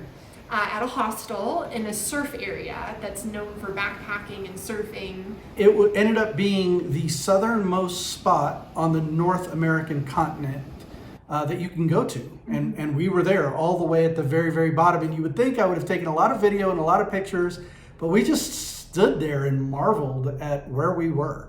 Like we were looking at the map and saying, wow, we are at the southernmost point of North America. And of course it rained. It rained like crazy there, but there was an awesome lightning storm out over the water, and that's what I really enjoyed there was the lightning. And then we went back north and kept making our way to Panama City. And Brittany says towards Panama City, but on the way there, Brittany wanted to go to this little place called Valle del Anton. And the road to get up there, Brittany slept the whole time. Caspian slept the whole time. And I was white knuckle driving the whole time. And then of course she wakes up like with 10 minutes left to go. And the final road to get up there was crazy. Like, I mean, it's way up there. So it's You have super to earn steep. it. You got to earn it. Very green, surrounded by hills. And it was nice. However, it was basically devoid of any type of restaurants that anybody in their right mind would like, except for one. Yeah, it was kind of weird. Usually we can find a lot of places to eat, but we had a lot of trouble here. There is a place though called La Divina Comedia, and I loved it. Brittany kept me in this little tiny mountain town for 14 days. Camped outside this little hostel for 14 days. Now you might not think that's a big deal. We normally move every day or two. So for 14 days, she has me in this place where there's only one restaurant that we keep going back to over and over and over. We went so many times that we sat down and we didn't have to order. They just knew what to bring us. And there was a butterfly sanctuary. Yes, oh, and it was amazing. We learned so much about butterflies there. Now, I know we were there for a long time, but we did get something important done there. That's true. That's where we filmed our ultimate Jeep walk-around tour. It's one of our most popular videos on YouTube. We do a full tour of Dauntless after over a year of driving him full-time and living in him full-time. So it's not like a review video where we're reviewing pieces and parts. But we're basically telling you, this is the equipment that we went with. This is how it's held up over a year of full-time hard use. And this is how we built our vehicle and why we did certain things on the vehicle. If you haven't checked that out, it's called the Ultimate Walk Around Tour or something of that nature. I will link it below. And the behind the scenes was super funny Oh, because gosh. the guy next door was hammering Yeah, like the he's entire day. building a house or something. It was one of our worst filming experiences ever on one of our most important videos ever. So I finally got Brittany out of Valle del Antón because we needed to get Dauntless ready to ship from Central America to South America. And this was the biggest logistical thing that we knew we had done to date in our international overlanding journey. So we got an Airbnb and we were there for a month getting Dauntless ready, and there was a lot to do. The hinge on the back door had broken, so we got that reinforced. The mozzie nets had taken a beating from all of the termites and all of the wind and all of the wetness and all that. We added a bar that would hold up the platform so it wouldn't fall down on Caspian's head. Undercarriage, we had it completely cleaned and redone because the vehicle has to be completely clean for shipping. Right, so we spent 2 days sitting at Overland Embassy, 2 very hot days, and we literally emptied and cleaned the entire interior of the Jeep. We got rid of as much stuff as we could that we found we hadn't used, and we fixed our inventory too. So we keep an inventory of everything in the Jeep. So we updated that as well. But we did make some time to adventure. We went to Causeway and rented scooters. Caspian had his little scooter and Eric and I rented electric scooters. That was a ton of fun. Yeah. And then Alex and Anna, our dear friends from Overland Embassy, who we met in Baja back in 2020, they took us out to a nature reserve in Cologne. With the hummingbirds, remember that? Yes, Yeah. and we went hiking there. And then we also went to Casco Viejo, which is the old historic area of Panama City. And all the buildings are beautiful colors and the architecture is so cool. We really enjoyed that as well. And meanwhile, we still had stuff to do with Dauntless. So Dauntless had some stanchions built by a carpenter there at Overland Embassy. That's a great outfit, you guys. If you're shipping from Panama to Colombia or Colombia to Panama, I can't suggest Overland Embassy highly enough. Towards the end of October, stuff started getting real. We started packing up all of our stuff and figuring out what we were going to leave in Dauntless and what we were going to carry in our backpacks. And surprisingly, it wasn't that much that we had with us. No, I mean, what an experience, and something so foreign to us to literally pack everything that we needed into 3 backpacks for, we didn't know how long. It could have been a month without our Jeep home. We didn't know, and we had to pack everything into backpacks, including for our 5-year-old son. Can you show me what you have in your backpack so So far? I have my water and my lovies and my tablet. What do you hope to fit in your backpack? My make formers and some Legos. Okay, sounds great. Dauntless itself had to go through this whole process to be loaded onto this container. It started with this police inspection, and I'm not going to go into all the details. I'm just going to tell you that it was a logistical challenge to get everything done. Getting the paperwork done, waiting for the paperwork, making sure it was all on certain dates, giving that information to Overland Embassy, and then eventually getting Dauntless ready to load onto the container, which we did on the 31st of October. We brought Dauntless to Overland Embassy. We did another clean, did our final stuff with him, did some more paperwork with Overland Embassy. We are here at Overland Embassy. Dauntless is behind us, behind Eric. And we're gonna leave it here tonight, just so we know it's safe and sound, Yep. ready to load tomorrow with no issues. Does this seem real to you? It's pretty exciting, you guys. I actually just talked to the other overlanders who loaded today, and they said they loaded in 45 minutes. Yeah, they said it was super smooth. Yeah, so we are excited. It's surreal. It doesn't Yeah, it doesn't even feel real. That's what I think too. Yeah. Tomorrow we're going to be loading Dauntless. I'm kind of scared that he might be okay or might not. We're just hoping for the best. And I really think it's cool that Dauntless can go on a boat across countries. And then we left him there overnight, went back to the Airbnb without our home. Then it was loading day on November 1st. Loading day for Dauntless was a huge day for our family. It was a whole process, and we literally watched our Jeep go into a container, be sealed, and drive down the road. And on that day, we were officially living out of backpacks, and our 5-year-old kept saying, "The ship's not gonna sink, is it?" He was so worried about Dauntless. We shipped Dauntless from Panama to Colombia, where we are now, and he went on this huge boat. We had a few more days left. We did, and so we decided to do something that we hadn't done yet. Like go to the Panama Canal, because you're in Panama.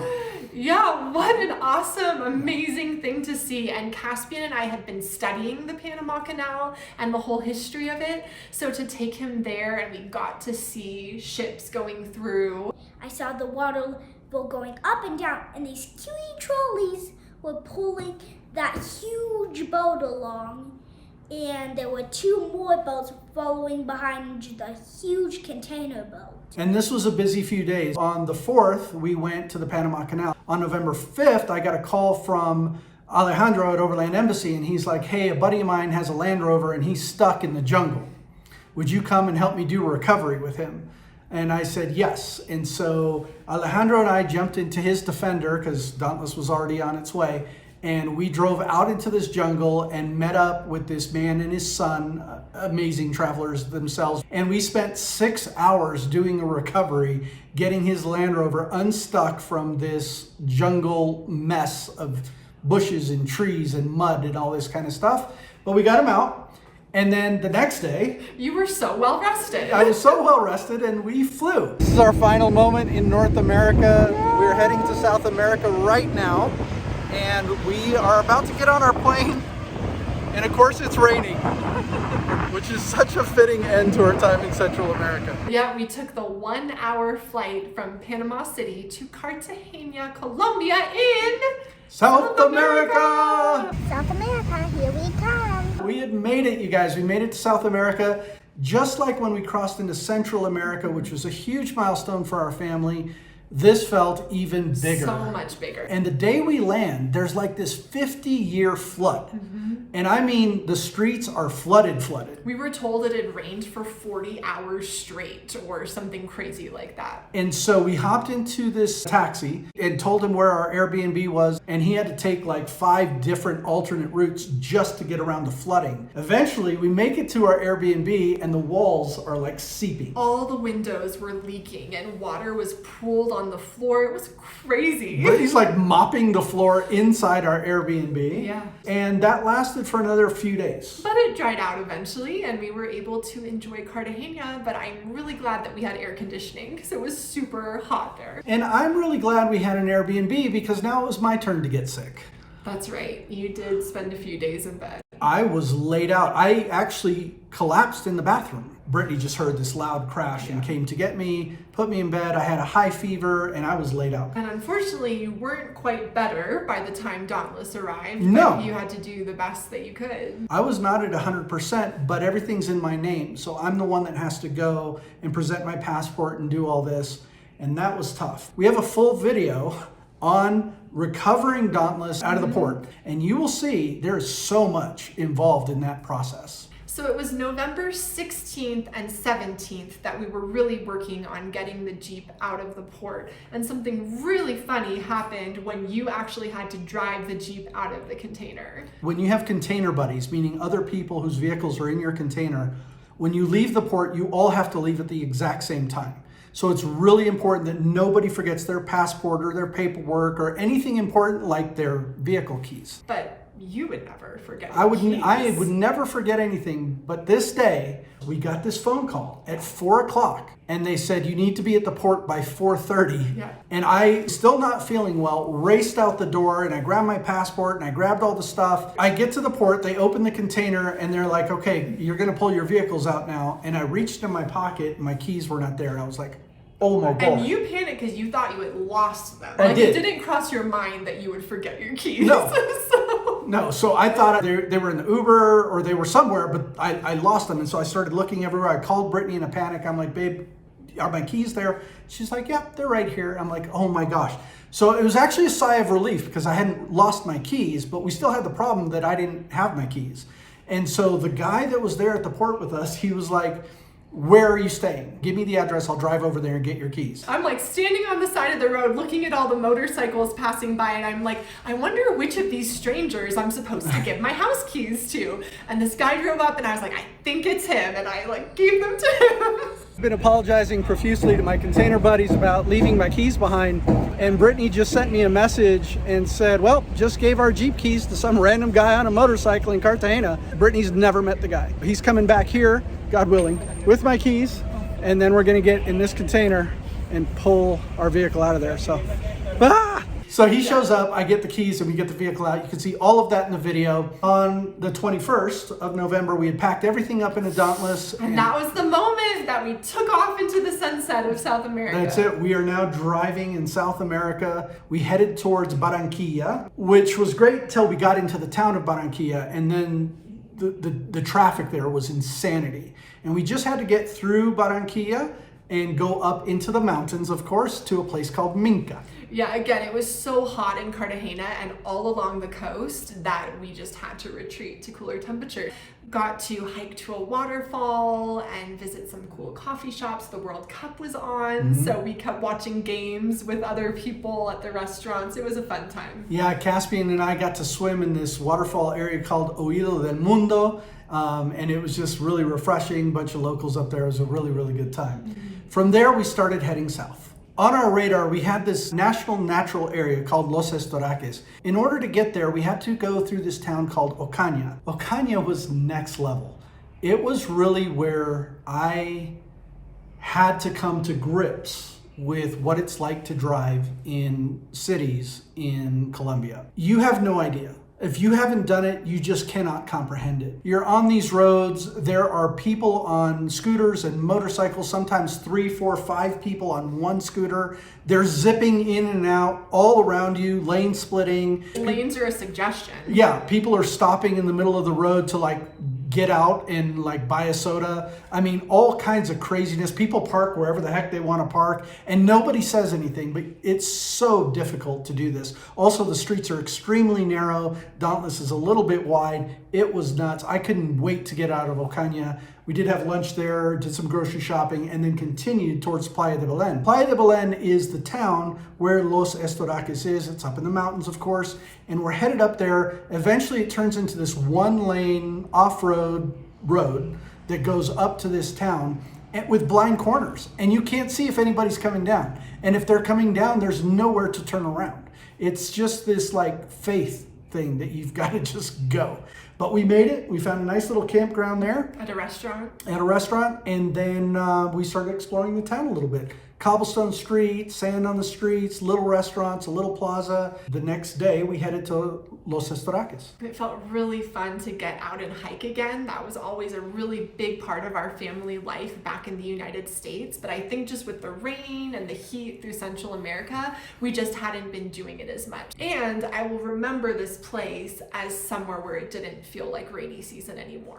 We made it through. From May to November, we've just been drenched. Yeah. And now all of a sudden it's not raining as much anymore, sometimes hardly at all. But we explored Los Estoraques and it was gorgeous, and we did a full video on this magical place.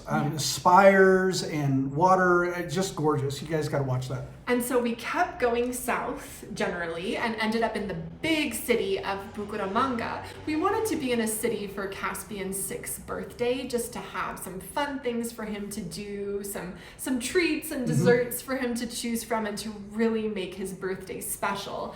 And you, Daddy, totally spoiled him and basically turned it into a birthday week. I think we blew up like 24 balloons. We decorated his Airbnb room with Avengers stuff. You got him a shout out on his favorite podcast.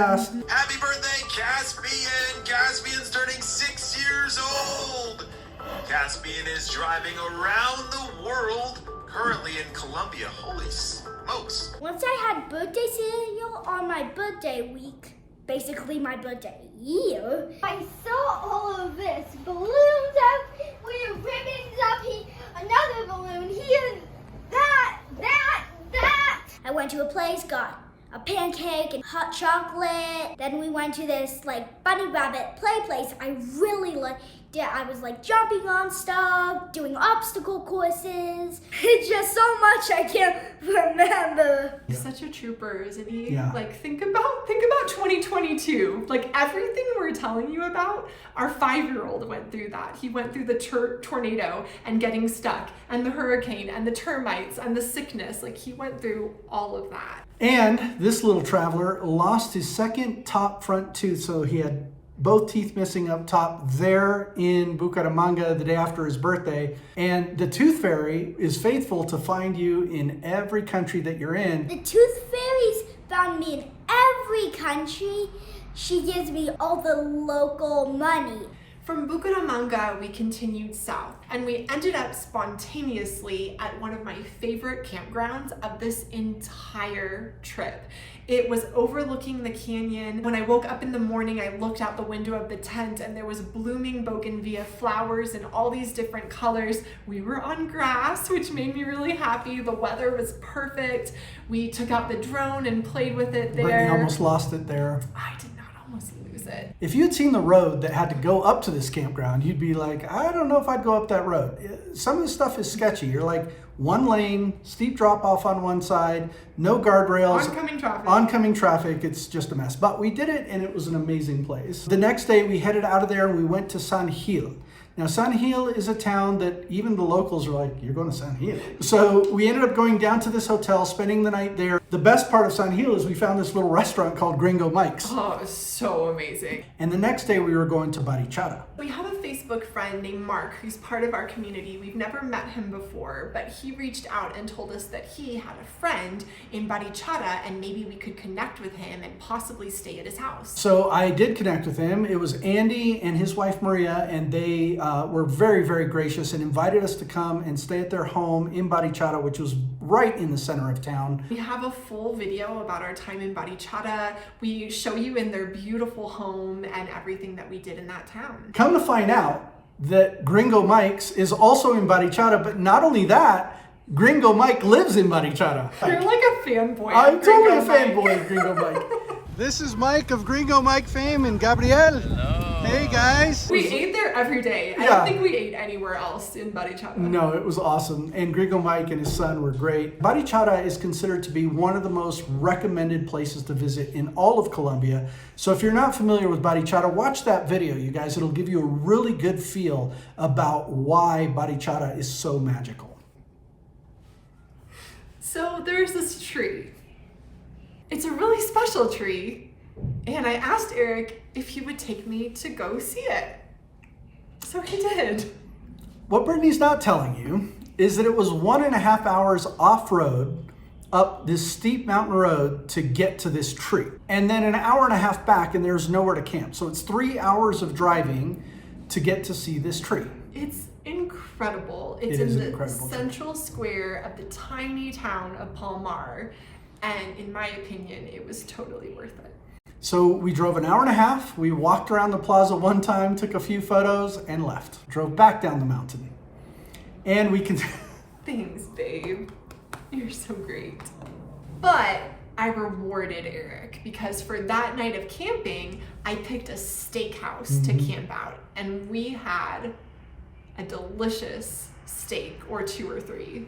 Yeah, some of the best steaks that we've had on this trip. From there, we went to a really cool spot called Las Gachas. Now, what Las Gachas is it's formed out of a very shallow river, and the river has cut holes in the rock underneath so that you can soak in them. They're like adult human-size holes. You guys, this place is awesome. You'd think this water would be super cold because we're at a really high elevation, but it's not. It's just kind of warm and refreshing, and there's all of these natural pools up here in the Andes Mountains. It's amazing.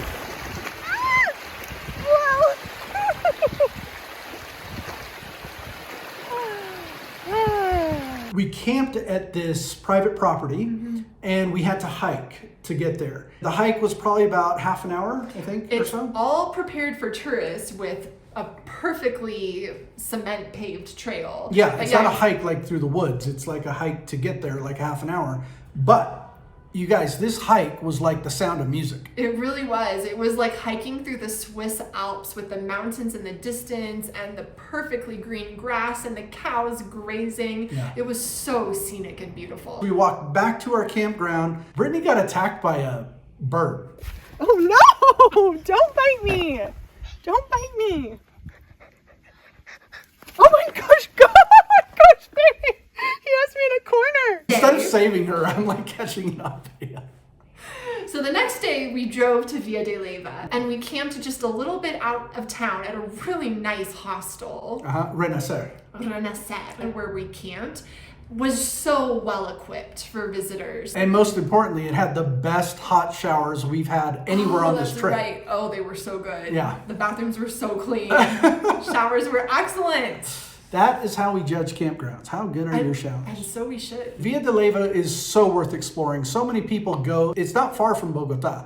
So you can fly into Bogota and go up and visit Villa de Leyva and you won't be disappointed. Our very last night in Villa de Leyva, it was around Christmas time. So there's a lot of Christmas lights and stuff like that. And normally we're in bed fairly early. Because of Caspian. Right. And so, but this time we decided to go out for a late dinner and walk around the town. And we find this restaurant called Atico. And Atico has like 8 different restaurants in this courtyard. It's almost like a food court, but like the most beautiful food court you've ever seen in your life. And Brittany noticed that there were like these fire pits with lounge chairs around them. So we ended up eating there and it was a magical experience. And then we went out into the streets with the archways of Christmas lights and the 3 of us held hands and we sang Christmas carols. Caspian kept wanting us to sing Hark the Herald Angels Sing. And we ended up in the main town square where there was an awesome band playing live music and people were dancing. Oh, and there were these kids that had these like little rocket things. In Villa de Leyva,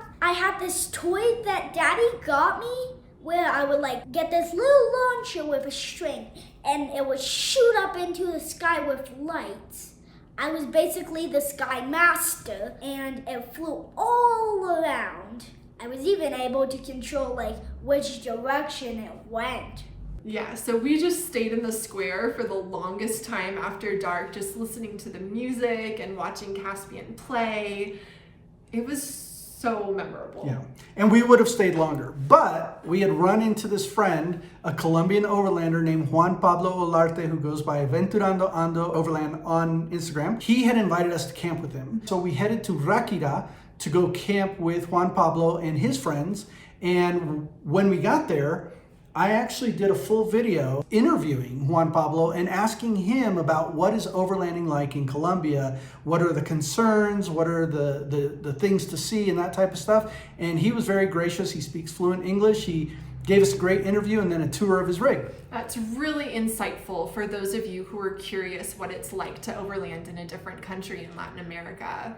Unfortunately, this was the beginning of a bit of a bad dark streak for us because our last day there, Caspian got a tummy bug and threw up a bunch of times. Fortunately not in the Jeep this time, which I am so eternally thankful for. But this is the start of the bad streak, and bad streaks happen. So Caspian got sick. We went to Zipaquirá, to the Catedral de Sal, which is a salt mine that has been converted into this tourist attraction walkthrough. And we camped in the parking lot overlooking the city that had the cathedral in the background. With Christmas lights all over it. And then everybody was so curious about the Jeep that we ended up giving a ton of tours of Dauntless while we were there. Lots of super friendly people there. I was starting to feel sick that day. And so the next day when we pulled into a beautiful campground in farmland, it was one of our quietest nights. Beautiful scene. I was sick in bed. I was laid out. Caspian was in a treehouse. Now I had watched him go into the treehouse and there was a slide and go down the slide.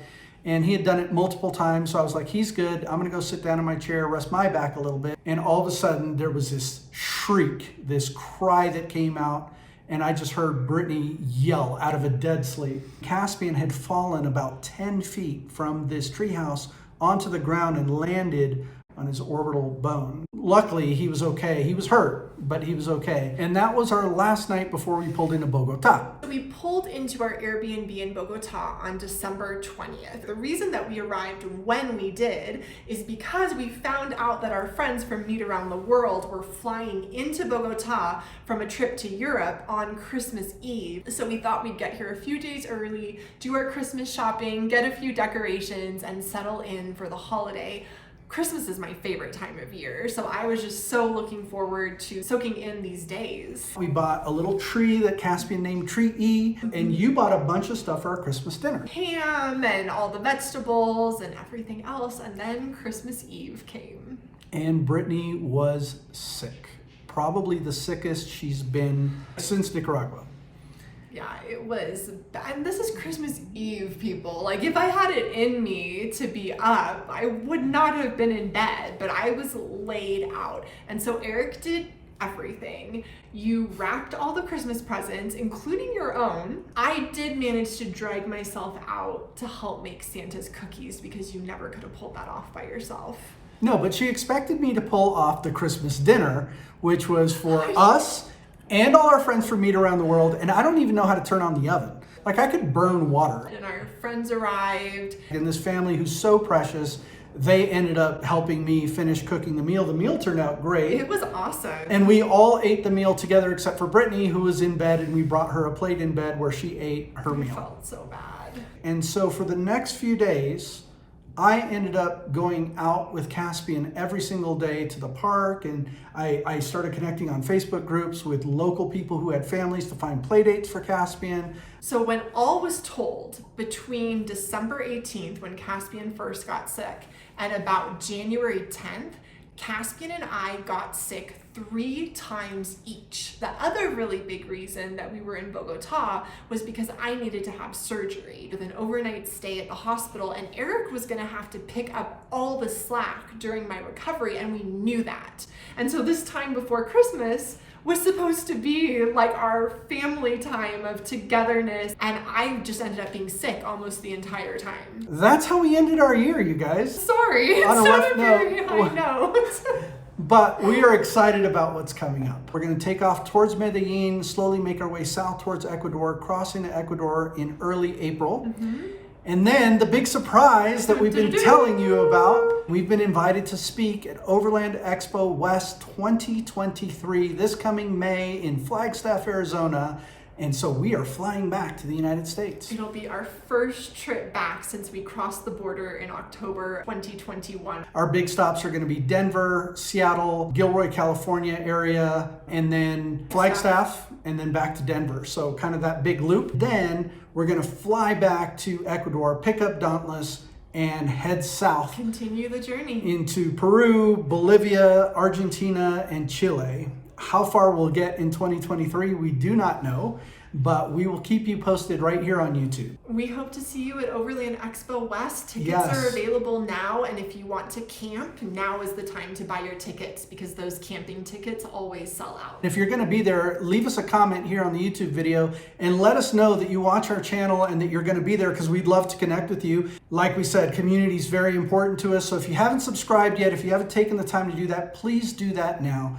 And if you want to go behind the scenes with us and see all the stuff that never makes YouTube, hit us up on our Patreon, because that is where we share pretty much everything, and it's really, really important to us. We know this has been a long video. Thank you for sticking it out. We just thought it was really important to look back on this really special year, all the way from Mexico in North America to Colombia in South America. And we look forward to taking you on the rest of our journey this year. All right, we will see you guys in the next video.